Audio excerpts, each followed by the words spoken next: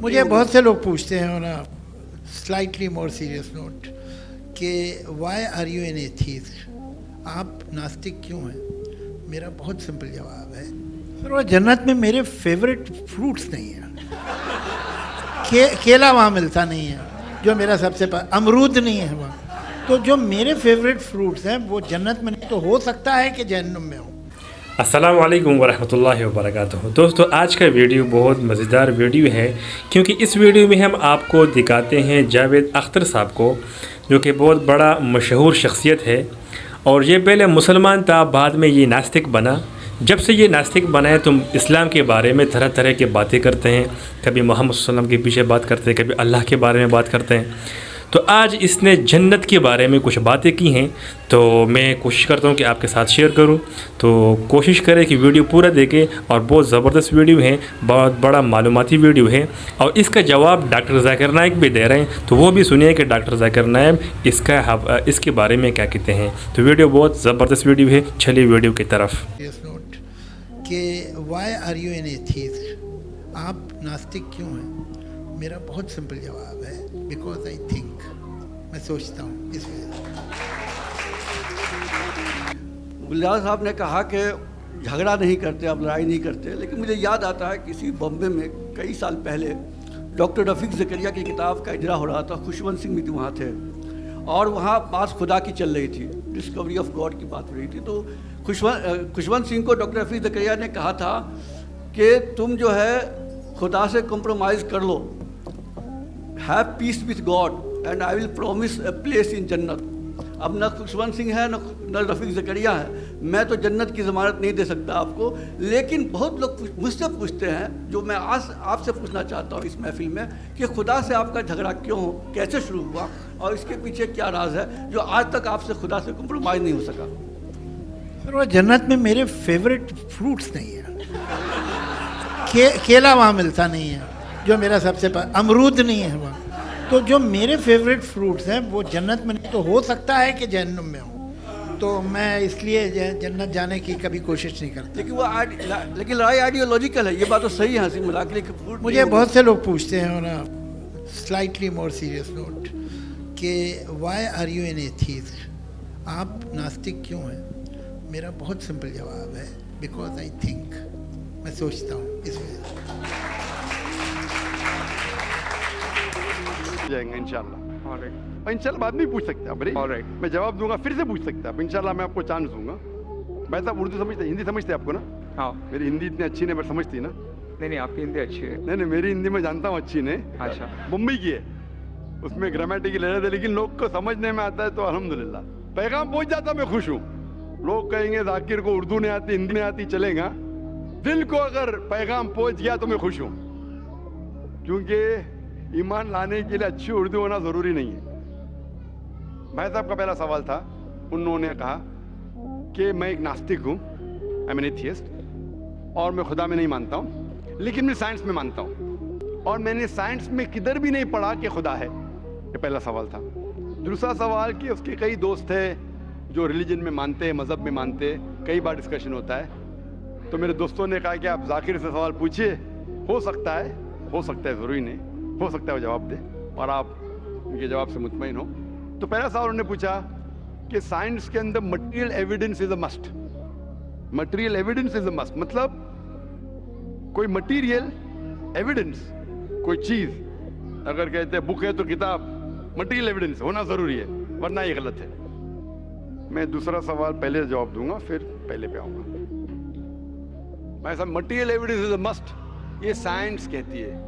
मैं भी साइंस का स्टूडेंट हूँ। आपने ये कहा कि साइंस ने साबित नहीं किया, ये आपने कहा, इस बात को मानता हूँ, लेकिन ये कहना कि साइंस के अंदर material evidence is a must, it is not true, it is not true.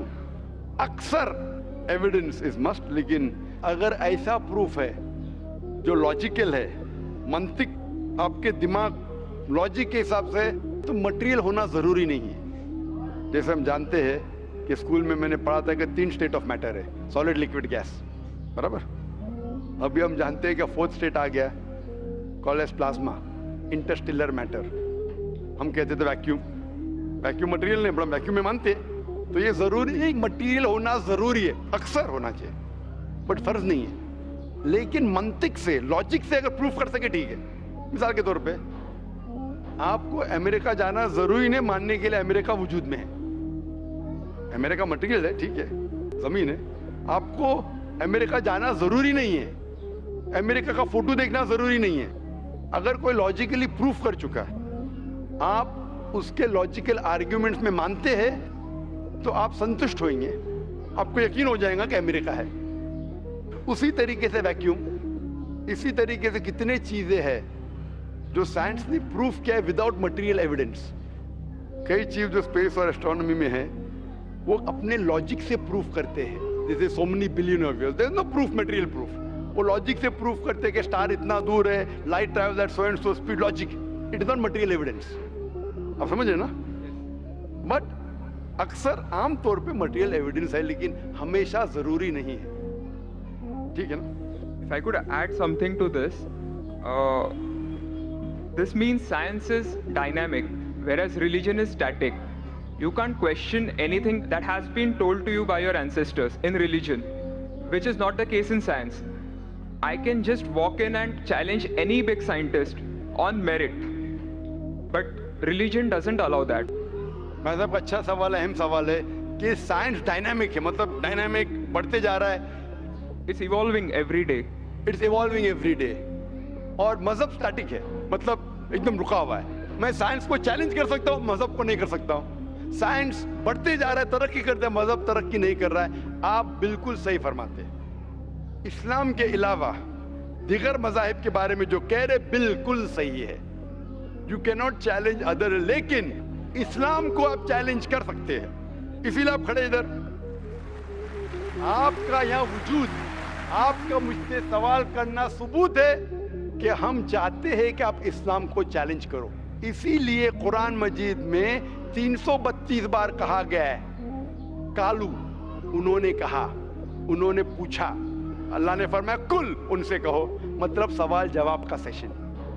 कई सवाल लोगों ने मोहम्मद सल्लल्लाहु अलैहि वसल्लम से पूछा, सूरज के बारे में जवाब है ये।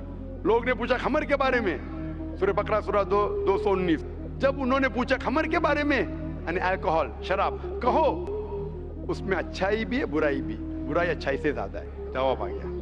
उस वक्त अल्लाह के रसूल जब मौजूद थे, उस वक्त लोगों ने चैलेंज किया, आज भी करते रहेंगे। जहां आपका सवाल रहा कि science is advancing, religion static, कुछ बातों में मैं मानता हूं, जब आप चोटी पे पहुंच गए है, सबसे highest point in the world is which mount Everest. अब माउंट एवरेस्ट पहुंच गए, उसके ऊंचा क्या जाएंगे? स्पेस में जा सकते हैं, लेकिन धरती पे आप बोलेंगे सबसे हाईएस्ट पॉइंट पहुंच गए तो उसके आगे तरक्की करने की जरूरत ही नहीं। तो कुछ चीजें, मिसाल के तौर पे खुदा एक है, वो हक ही रहेगा, कभी बदलेगा नहीं। बट कुछ आयतें कुरान की ऐसी है कि आपको कुरान मजीद में जो अरबी अल्फाज है, कुछ अल्फाज के कई मानी है। एक आपको एग्जांपल दूंगा, फिर आपके पहले क्वेश्चन पे आऊंगा जो बहुत अहम है कि आप नास्तिक है। मिसाल के तौर पे पहली आयत जो नाजिल हुई थी कुरान मजीद में, इकरा इकरा बिस्मि रब्बिकल लज़ी खलक खलकल इंसान मिन अलक। पढ़ो अल्लाह के नाम से जिसने तुम्हें पैदा किया खून के लोतड़े से। आज साइंस एडवांस हुई। पहले लोग कहते थे कि इंसान खून से बना, ये पहले के लोग कहते थे। फिर साइंस एडवांस हुई, बोले खून से बना ही नहीं इंसान। फिर हम देखते अलग के 3-4 मानी है। एक मानी है अलग के खून का लोतड़ा, दूसरे मानी अलग के है क्लिंगिंग, यानी चिपकना, क्लिंगिंग। तीसरी मानी है leech like substance, no joke, leech like substance. 3 मानी है। अभी साइंस जब एडवांस हुई तो कुरान में लिखा है फसअलू अहल ज़िक्री इन कुंतुम ला तालमून, सूरह नंबर 16 आयत नंबर 43। इसमें लिखा है अगर आपको नहीं पता उनके पास जाओ जो इस फील्ड के माहिर है, भले गैर मुस्लिम है। तो कुछ अरबों ने तकरीबन 30 साल पहले इसका ट्रांसलेशन लेके गए प्रोफेसर कीथ मूर के पास, जो एम्ब्रियोलॉजी के मैदान में उस वक्त नंबर 1 था दुनिया में। He was head of the department of anatomy in university of Toronto. उनके पास जब तर्जुमा लेके गए काफ़ी आयतों के, बोले अक्सर चीज़ें जो कुरान मजीद में एम्ब्रियोलॉजी के बारे में लिखी है 100% सही है। और कई चीजें अगर आप मुझे 30 साल पहले पूछते तो मुझे खुद पता नहीं था, लेकिन एक चीज इसमें से अब भी मैंने कहता हूं सही है, ये भी नहीं कहता हूं गलत है, क्योंकि खुद भी नहीं जानता हूं। एक चीज थी आयत, इक़रा बिस्मि रब्बिकल लज़ी खलक़ खलक़ल इंसान मिन अलक़, के पढ़ो अल्लाह के नाम से जिसने तुम्हें पैदा किया एक अलका से, लीच लाइक सब्सटेंस। मुझे पता नहीं कि जब बच्चा पैदा होता है शुरुआत में इन द एम्ब्रियोलॉजी के स्टेज, एम्ब्रियोलॉजी एक साइंस का मैदान है, मेडिसिन का सब्जेक्ट है। मतलब जब बच्चा जब पैदा होता है अपनी माँ की कोख में, पेट में जो मरहले रहते हैं, the stages of human development in the mother's womb is called embryology. तो प्रोफेसर कीथ मोर ने कहा मुझे नहीं पता कि बच्चा जब शुरुआत में जब माँ के पेट में रहता है, एम्ब्रियोलॉजी के स्टेजेस, वो लीच जैसा लगता है। तो क्या किया उसने, माइक्रोस्कोप में, पावरफुल माइक्रोस्कोप में जाके देखा, इनिशियली वो छोटा रहता है, you can't see with the naked eye, आप आपके आंख से नहीं देख सकते। और उसने कंपेयर किया जोक के फोटोग्राफ से, लीच के फोटोग्राफ से कंपेयर किया, और वो चौंक गया कि बिल्कुल यकसा है। उस वक्त हमें पता नहीं था, पता लगता है कि कुरान की आयत इक़रा बिस्मि रब्बिकल लज़ी, उस वक्त हम तर्जुमा करते थे खून का लोथरा, खून का लोथरा। पहले लोग यकीन करते फिर बोलते ये तो गलत है, खून का लोथरा तो है ही नहीं, कुरान गलत है। अब पता चला वो खून का लोथरा उसकी मानी नहीं थी, मानी थी लीच लाइक सब्सटेंस। जब और तहकीक के पता चला कि जब बच्चा अपनी माँ के पेट में रहता है, यूट्राइन वॉल को क्लिंग करता है, it clings to the uterine wall, clinging work भी हो गया। थर्ड हमें पता चला कि माँ के पेट में जो बच्चा रहता है वो it act like a leech, blood sucker, वो माँ के जरिए खून हासिल करता है, लाइक अ ब्लड सकर। 3 मानी सही हो गए। आज ये भी पता चला कि पहले चंद हफ्तों में ब्लड खून सर्कुलेट नहीं होता है और दिखने में वो खून का लोथरा लगता है। जो हम समझते थे 20 साल पहले खून का लोथरा गलत तर्जुमा है, आज पता लगता है कि चारों तर्जुमे सही है। खून का लोथरा भी सही है, वो चिपकता है clings to the uterine wall वो भी सही है, वो जॉक लीच जैसा दिखता है वो भी सही है, लीच जैसा बिहेव करता है वो भी सही है, चारों सही है।